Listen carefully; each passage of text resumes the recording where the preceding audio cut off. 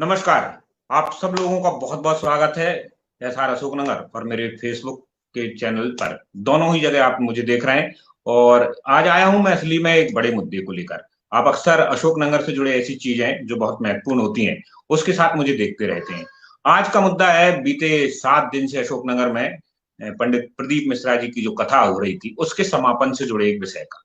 दरअसल ये विषय एक वक्तव्य से जुड़ा है जो पहले विवाद बना, विवाद के बाद उसमें माफी आई और माफी के बाद में फिर इसमें तमाम सारी पटाक्षेप हुए और बड़े ही सुखद तरीके से ये चीजें बड़े विवाद ना बनकर खत्म भी हुई। बात हम कर रहे हैं 5वें दिन जब कथा हो रही थी अशोकनगर में तर्पण शिव महापुराण की। उस दौरान पंडित प्रदीप मिश्रा ने एक बयान दिया, बयान नहीं दिया, व्यासपीठ से वक्तव्य दिया। दरअसल वो मंदसौर की कथा को लेकर बातचीत कर रहे थे और उसी कथा के दौरान उन्होंने कहा कि मंदसौर के अंतर्गत, ये शब्द याद रखिए जो मैं कह रहा हूं, मंदसौर के अंतर्गत छोटी छोटी बच्चियां और कुछ दूसरी जो है महिलाएं देह व्यापार में लिप्त हैं या फंसी हुई हैं किसी कारण, और उनको वहां से पुनर्वास कराने के लिए मंदोदरी शिव महापुराण का वाचन किया जा रहा है और ताकि उनका शिक्षा, उनके रहन सहन और दूसरी चीजों पर अच्छे से काम हो पाए। यूं तो सरसरी तौर पर हम अगर इस बयान को या इस वक्तव्य को देखें तो बहुत ज्यादा चीजें इसमें समझ में नहीं आ रही, मगर मंदसौर में अगर आप इस बयान के मायने तलाशेंगे तो बवाल मचना शुरू हो गया। दरअसल मंदसौर के लोगों ने, सामाजिक कार्यकर्ताओं ने, बुद्धिजीवियों ने, पत्रकारों ने एक सवाल किया विरोध के तौर पर कि क्या सिर्फ इस वजह से पूरे प्रदेश और देश भर में मंदसौर की छवि होगी या देह व्यापार के तौर पर जाएगा, क्योंकि अंतरराष्ट्रीय कथाकार है प्रदीप मिश्रा जी, अगर वो कोई बात कह रहे हैं तो उसके मायने बहुत ज्यादा होती हैं। इसलिए वो अपनी अस्मिता या सम्मान की लड़ाई के तौर पर इसे देख रहे थे और वो कह रहे थे एक क्षेत्र विशेष की बात अगर उन्होंने कही होती तो शायद कोई दिक्कत नहीं होती, मगर पूरे मंदसौर को, पूरे क्षेत्र को उसमें लिए जाना थोड़ा सा उनको नागावाज गुजरा। इसके सुर, विरोध के सुर जो है सोशल मीडिया पर आए, लोगों ने इसको लेकर कैंपेन शुरू किया और आखिर में पंडित प्रदीप मिश्रा ने जब आज कथा खत्म कर रहे थे अशोकनगर में से तर्पण से महापुराण, तो उस दौरान उन्होंने बड़े खुले मन से ये बात कही कि मंदसौर की माताएं, बहना और बेटियों को अगर उनके बात से किसी भी तरह की जो है ठेस लगी है, आहत हुई है, तो वो उनसे माफी मांगते हैं और उनके लिए दुआएं और प्रार्थना भी की। इसके बाद हुआ ये कि वो कैंपेन जो चला रहे थे, जो लोग विरोध कर रहे थे, पंडित मिश्रा के इस बड़प्पन वाले बयान पर उन्होंने प्रतिक्रिया दी है, इसको स्वागत योग्य बनाया और सारी चीजें जो पहले थी उसी तरह का एक बड़ा अच्छा माहौल मंदसौर में हो गया है। फिलहाल ये कह सकते हैं कि सुखद पटाक्षेप हुआ और एक बड़ा विवाद जो बन रहा था, वहां के लोगों की अस्मिता से जुड़ा विषय था, उसको जो है खत्म किया। हम अशोकनगर से इस बात को इसलिए उठा रहे हैं कि सिर्फ इतनी सी बात नहीं है, इसके कई गूढ़ रहस्य हैं और कुछ मायने भी हैं। तो इन्हीं की तलाशने के लिए दो मेहमान हमारे बीच में हैं। अशोकनगर से आशीष मालवीय जी हैं, हमारे पत्रकार साथी हैं, और जब हम प्रेस कॉन्फ्रेंस कर रहे थे तो उन्हीं ने ये सवाल पंडित जी से किया था। तो आशीष जी का पहले हम तो बहुत स्वागत करते हैं और आशीष जी से हम बातचीत करेंगे इसकी। इसके अलावा मंदसौर से भी एक सामाजिक कार्यकर्ता और पत्रकार राजेश पाठक जी हमारे बीच में जुड़े हैं, उनका भी बहुत बहुत स्वागत है हमारे साथ में जो है। तो आप दोनों मेहमानों का बहुत स्वागत है और एक बड़े गंभीर विषय पर इसके मायने तलाश रहे हैं, इसलिए मैं अशोकनगर से भी, मंदसौर से भी कथा के महत्व, बड़े लोगों के बोलचाल के महत्व को भी हम बताएंगे। दरअसल इतने बड़े लोग होते हैं तो आपसे कहाँ थोड़ी सी चूक कितनी बड़ी हो सकती है, उस पर भी हम बात करेंगे। तो पहले हम उस बयान से शुरुआत करते हैं जिसके वजह से ये बवाल कटना शुरू हुआ था। आखिर उसको सिलसिले से सुनते हैं, जरा गंभीरता से उस बयान को सुन लेते हैं 30 सेकंड का, जो कथा के दौरान पंडित प्रदीप मिश्रा ने कहा था। इस पर हम फिर आगे से चर्चा शुरू करते हैं।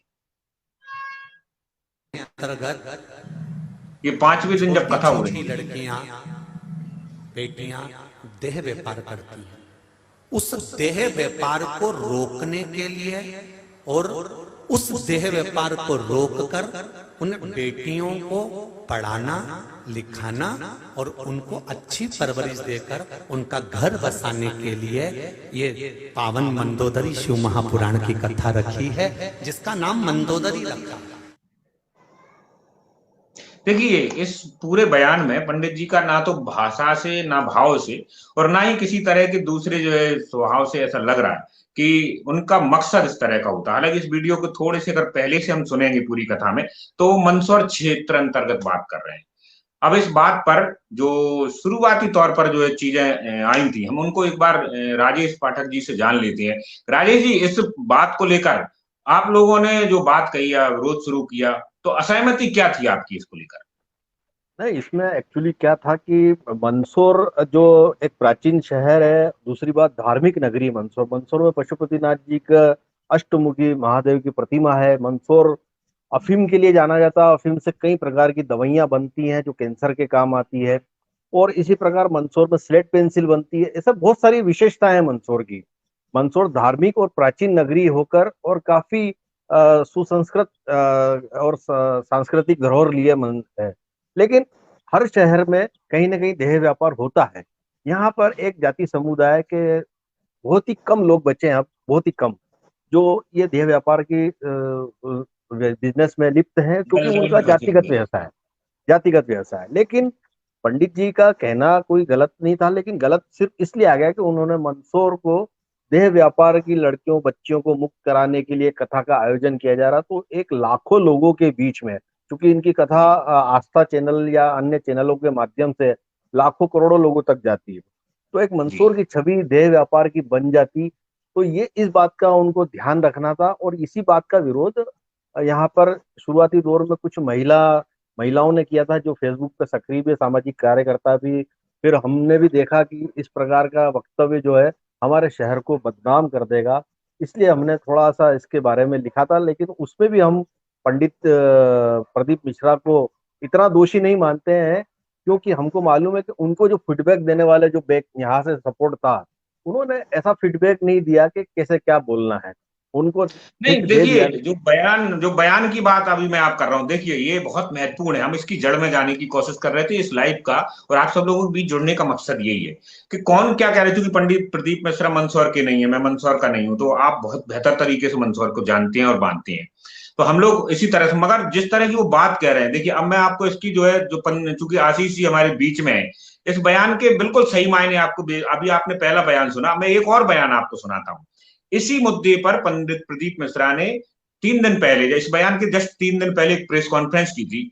तो आशीष जी उस प्रेस कॉन्फ्रेंस में थे, हम भी थे, और इन्हीं ने ये सवाल पूछा था। पहले वो जवाब हम सुन लेते हैं, फिर आपको और आशीष जी को दोबारा जोड़ते हैं। तो वो बयान जिस प्रेस कॉन्फ्रेंस में पंडित जी ने दिया था, जरा उस पर बात कर लेते हैं, 1 मिनट उसको सुनते हैं, फिर आगे बढ़ाते हैं इसको। हो रही थी तो आपने बताया मंदसौर में शायद आप मंदोदरी शिव महापुराण करने जा रहे हैं जी। तो मंदोदरी शिव महापुराण का 26 तारीख से मंदोदरी शिव महापुराण की कथा है।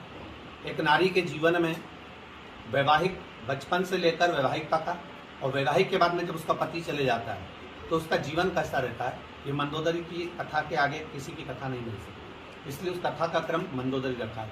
मंदसौर रावण की ससुराल भी है, लंकाधिपति की, इसलिए मंदोदरी वहाँ की बेटी है, तो वहाँ ये संवाद रखा है। ये राष्ट्रीय स्वयंसेवक संघ की कथा है, RSS की।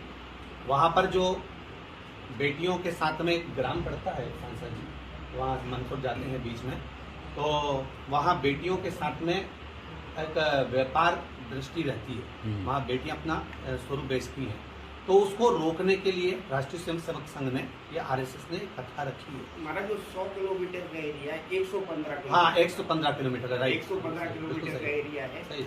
और बिल्कुल शोरूम जैसे बने हुए। हाँ, बस वही। तो उसको कम करने के लिए और उसको समाप्त करने के लिए ये RSS ने कदम उठाया।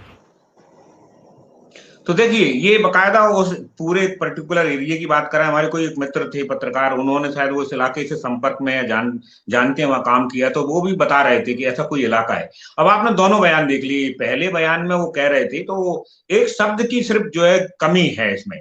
अगर वो क्षेत्र विशेष कह दिया गया होता तो संभवतः मंदसौर को जो है इतनी आपत्ति नहीं होती, क्योंकि राजेश जी पहले ही कह चुके कि हर शहर में इस तरह की चीजें होती हैं, मंदसौर का भी कोई एक इलाका है। तो राजेश जी, आप सबको लगता है कि कहीं ना कहीं सिर्फ इतनी सी चूक हुई है कि एक क्षेत्र विशेष या जो पर्टिकुलर एरिया है, अगर उसका नाम भर ले लिया होता तो साहब आपकी असहमति कम हो जाती है, नहीं भी होती शायद। बिल्कुल बिल्कुल, वो सांकेतिक रूप से किसी जाति विशेष को कह के, या फिर एक क्षेत्र में कुछ कुछ लोग हैं जो इस दलदल में फंसे हुए, इस टाइप से कह के अगर ये कहते तो ज्यादा विशेष होता। लेकिन उन्होंने कहा मंदसौर की बेटियां जो देह व्यापार करती हैं, उनके उद्धार के लिए इस टाइप से जो आगे चला तो वो मंदसौर की बेटियां और महिलाओं की बात जो आई, तो महिला अस्मिता का मामला यहाँ पे आ गया, और इसी चक्कर में तो हम 1 मिनट अब आपके बाद, चूंकि आशीष जी ने दोनों चीजें देखी, कथा के समय में वो थे वहां पर, और ये खुद इंटरव्यू जब कर रहे थे सवाल उन्हीं का। तो आशीष जी, मैं आपसे जानना चाह रहा हूँ, दरअसल हम तीनों पत्रकार ही हैं एक तरह से, तो चीजें कैसे बिगड़ती हैं जो लोग तोड़ मड़ोड़ कर करने की बात करती हैं, और कभी कभार चूंकि पाठक जी का अपना जो है शहर की अस्मिता और उसके गौरव का बात है, मातृभूमि के प्रति उनके अपने लगाव की बात है, मगर हकीकत जो है ये आप समझ सकते हैं कि चीजें कैसे खराब हुई हो। तो आपके नजरिए से क्या लग रहा है इस मामले में, कहाँ चूक हुई जिसके कारण ये विवाद बन पाया? देखिए, दरअसल मैं काफी दिनों से प्रदीप मिश्रा जी को सुन रहा हूँ। सालासर में इनकी कथा हो रही थी, तब इन्होंने बताया कि मंदसौर में ये मंदोदरी शिव महापुराण करने वाले हैं। तो मेरे मन में जिज्ञासा आई कि मंदोदरी शिव महापुराण क्या है। मैंने काफी कुछ इस बारे में सर्च किया, गूगल वगैरह पे भी सर्च किया, तो मुझे इस तरह की पुराणों के बारे में जानकारी नहीं मिल पाई। तो जब मीडिया की उनसे मुलाकात हुई तो मेरा उनसे यही क्वेश्चन था कि आपने जो कहा था सालासर में कि आप मंदसौर में मंदोदरी शिव महापुराण करने वाले हैं, तो मंदोदरी शिव महापुराण क्या है? तो उनका कहना यह था कि आरएसएस द्वारा, जो राष्ट्रीय सेवक संघ है, उनके द्वारा इस कथा का आयोजन किया जा रहा है, और इसको मंदोदरी शिव महापुराण इसलिए कहा गया है कि एक तो नवरात्रि शुरू हो रही है, दूसरा मंदसौर में कुछ एक ऐसा क्षेत्र है जहां पर देह व्यापार चलता है। तो उनका उद्देश्य यह है कि इस कथा को कराकर कहीं ना कहीं उस देह व्यापार को खत्म कराया जाए। अब हम बात करते हैं उनके बयान के बारे में। तो बयान आजकल हम देख रहे हैं कि कोई भी सेलिब्रिटी हो, कथावाचक हो, बॉलीवुड की कोई हस्ती हो या कोई राजनेता हो, बयान अगर कुछ भी देते हैं तो अर्थ का अनर्थ भी बनता है, और कई बार बयान के कई सारे मायने भी निकल कर सामने आते हैं। हम यहाँ पर बिल्कुल साफ तौर पर ये कह सकते हैं कि मिश्रा जी का कोई भी इंटेंशन ऐसा नहीं था कि वो किसी के बारे में गलत बोल रहे हैं।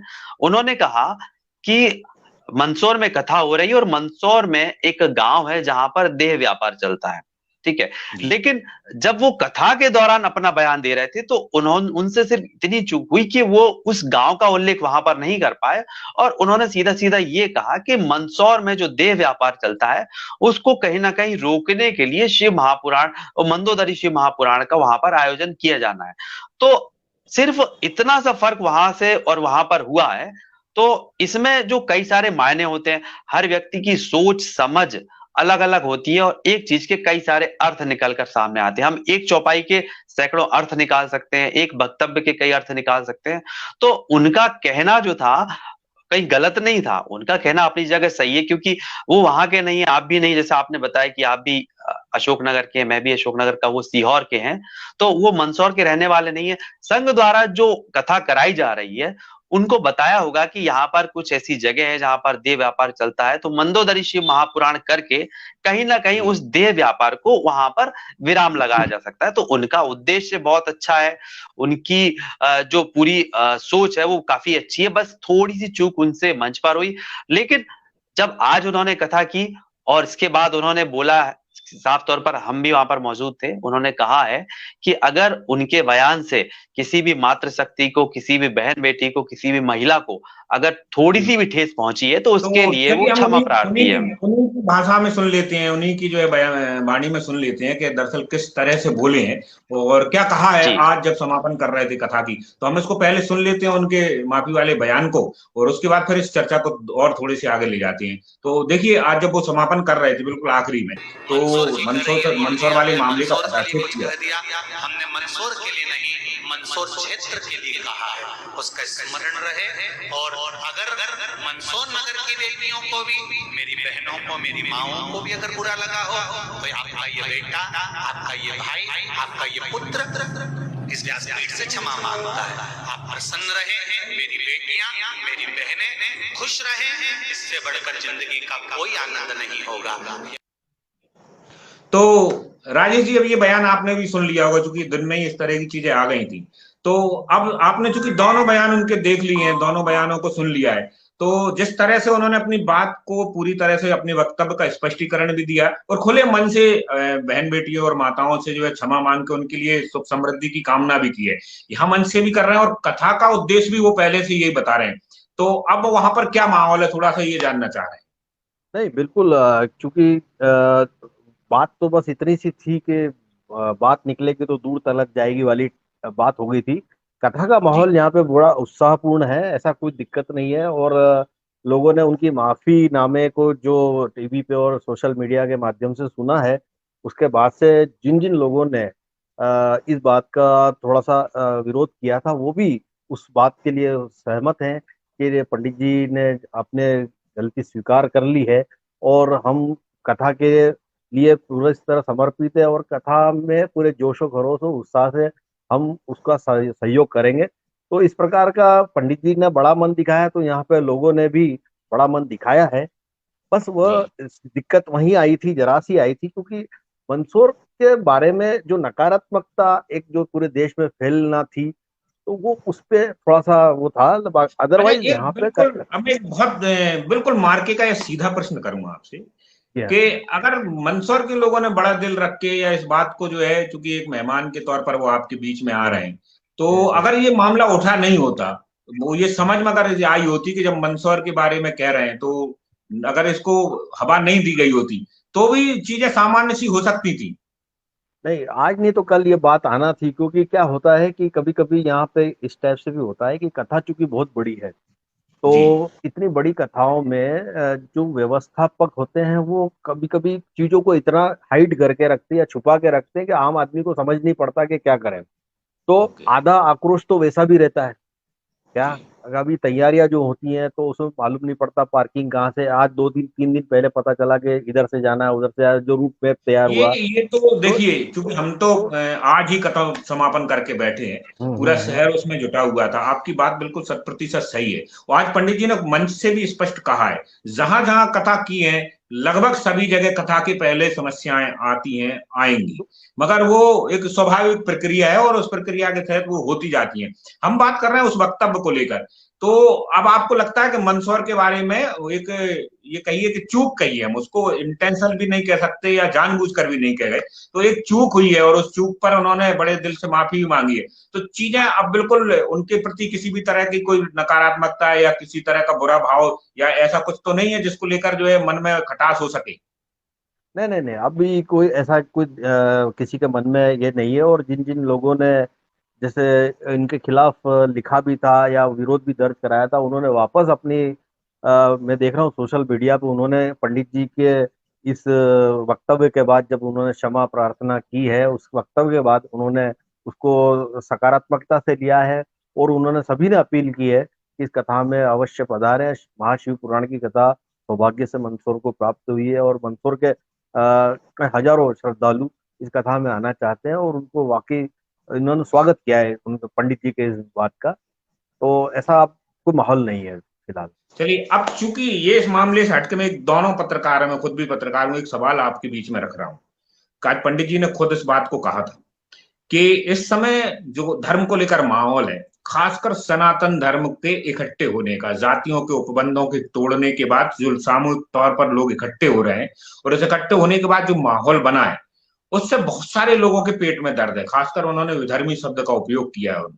तो आपको नहीं लगता कि हम सारे के सारे सनातनी अगर छोटे छोटे, इतने छोटे इशुओं पर अपनी अस्मिताओं को आपस में लड़ांगे, तो जो पंडित जी आज कह रहे हैं कि विधर्मी तो बैठे ही इसलिए हैं, उन्होंने एक कथा भी बैल की सुनाई थी, तो कहीं ना कहीं परेशानी होगी, क्योंकि पहले से भी इसके बहुत दंश भोग चुके हैं।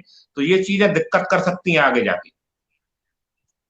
आशीष जी। मुझ- देखिए, दरअसल मैं आपको बताऊं, मैं थोड़ी सी उस बात को आगे लेके जाऊंगा कि इस बात के 3 पहलू सामने आते हैं। पहली जी चीज तो ये मसला गैर जरूरी था, क्योंकि हम किसी उद्देश्य को लेकर अगर कोई कार्य करते हैं तो जरूरी नहीं कि सबके सामने हम उद्देश्य को प्रकट कर पाए। पहली चीज हो गई। दूसरी चीज हो गई कि अगर चलो, जैसे पाठक जी ने बताया कि बात निकली है तो दूर तलक जाएगी। एसआर का मैं शुक्रिया अदा करूंगा कि एसआर ने और हितेश भदौलिया जी ने इस बात को रखा। तो इससे एक दूसरा पहलू सामने आ गया कि बात शुरू हुई और आज की आज बात यहां पर खत्म हो गई। ठीक है। तीसरी एक और चीज ये है कि एक बड़े मन वाला, एक बड़े विचार वाला, एक विस्तृत विचार वाला व्यक्ति ही होता है जो सार्वजनिक रूप से अपनी बात को लेकर खेद प्रकट करे या माफी मांगे। तो पंडित मिश्रा जी ने इस बात को पूरे सहजता के साथ सबके सामने माफी नामा भी रखा। इससे समझ में आता है कि वो बड़े दिल वाले और बड़ी सोच वाले व्यक्ति हैं। अब हम बात करते हैं एक मीडिया कर्मी की। दरअसल एक जो मीडिया कर्मी होता है वो सकारात्मक चीज भी देखता है और एक नकारात्मक चीज भी देखता है। एक मीडिया का जो हमारा साथी होता है, ये मीडिया का पूरा कुनबा होता है। हम कहते हैं, अक्सर मैं एक बात कहता हूं कि समाचारों में विचारों का आना दोष होता है। तो हमें जो दिखता है हम उसी को समाचार के रूप में जनता के सामने प्रसारित करते हैं। वही कार्य हमारे बुदौलिया जी ने किया है। तो इसमें ऐसी कोई संशय वाली बात नहीं, कोई बेदरवी वाली बात ही नहीं है कि उन्होंने कोई गलत किया या किसी और ने गलत किया। आप अच्छा, मीडिया कर्मी का एक काम होता है कि कोई नेता अच्छा बोल रहा है तो वो अच्छा दिखाते हैं, गलत बोल रहा है तो गलत दिखाते हैं। अब हम बात करते हैं बयानों को लेकर। ये कोई पहला मसला नहीं है कि किसी व्यक्ति के बयान को लेकर कोई चर्चा हुई हो या कोई विवाद की स्थिति उत्पन्न हुई हो। हम अगर बीते कुछ 2-3 महीनों पे जाएं तो बॉलीवुड की अगर बात करें तो बहुत सारी फिल्में सिर्फ जो फिल्म अभिनेता उनके एक बयानों को चलते सुपर फ्लॉप हो चुकी है। बॉयकॉट जो चल रहा है उनको इस चीज का दंश भोगना पड़ा है। तो लास्ट में मैं ये कहूंगा कि जो जितने भी सेलिब्रिटी हैं, कथावाचक हैं, संत हैं या फिल्म अभिनेता हैं, ये कुछ भी कह रहे हैं, इनका एक एक बयान जो होता है, एक एक बात होती है, वो जनता के सिर आंखों पर बैठती है। तो कुछ भी बोलने से पहले एक बार या एक मर्तबा इनको सोच लेना चाहिए कि इस चीज के कितने क्या मतलब निकल सकते हैं और क्या कुछ हमें इसके परिणाम भुगतने पड़ सकते हैं। जी हितेन जी। तो मैं आपके पास भी पाठक जी यही सवाल रख रहा था कि जैसे जो उन्होंने एक आशंका जाहिर की है कि अगर जैसे आज उन्होंने बड़ा दिल दिखाया, तो वो ये उम्मीद कर रहे थे कि अगर इस तरह की चीजें चूक में या भूल में होती हैं तो लोगों को भी थोड़ा सा बड़ा दिल रखना चाहिए। नहीं तो होगा ये कि जैसे तैसे एक माहौल सनातन को लेकर या इकट्ठा होने को लेकर बन रहा है, कहीं ना कहीं उसमें जो है भेद ना आ जाए, उसमें जो है टूटन ना हो जाए। नहीं, बिल्कुल आपने सही बात बोला। और चूंकि सनातन धर्म की रक्षा और उसके सांस्कृतिक उसको समन्वय को लेकर, संगठन को लेकर जो ये आयोजन हो रहे हैं काफी अच्छे हैं। बस यही है कि चूंकि क्या होता है, प्रदीप मिश्रा जी की अगर उन्होंने कह दिया एक लोटा जल सब समस्याओं का हल, तो आज हम देख रहे हैं कि मंदिरों में काफी भीड़ लगने लगी है। महिलाएं, विशेष करके महिलाएं इतनी मंदिरों में जा रही है।